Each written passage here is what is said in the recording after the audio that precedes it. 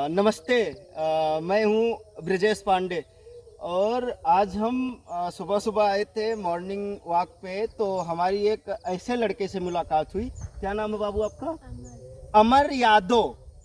ये ग्राम मोहखवा के हैं और ये जो कहते हैं ना कि टैलेंट कभी किसी के उसके तारीफ का मोहताज नहीं होता, तो अमर यादव में कुछ भगवान ने ऐसे ही टैलेंट करके डाला है।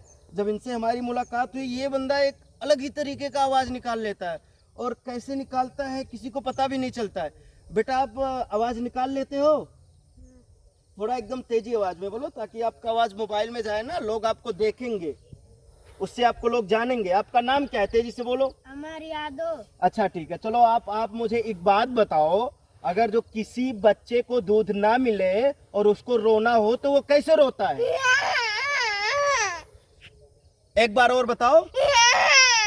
और उस बच्चे को अगर जो अपने चाचा को बुलाना हो तो वो कैसे बुलाएगा? अगर जो कुछ मांगना हो अपने चाचा से तो कैसे मांगेगा? चलो मान लिया हमने एक बिस्किट मांगना है तो कैसे मांगेगा? अच्छा ठीक है, चलो कोई बकरी घास चढ़ने गई है, कोई उसके ऊपर पानी डाल दिया, तब बकरी की आवाज कैसी होगी? फिर से बोलो। और एक बार। अच्छा, घोड़ा जब होता है अस्तबल पर अपने कुछ वो भोजन घास फूस खाता है, अगर जो घोड़े को कोई छेड़ दे तो घोड़े की आवाज कैसी निकलती है? फिर से बोलो। और अगर जो कुत्ते का एक बच्चा है जिसको हम पिल्ला बोलते हैं गांव के भाषा में, अगर जो उस पिल्ला को कोई मार दे तो पिल्ला कैसे रोता है?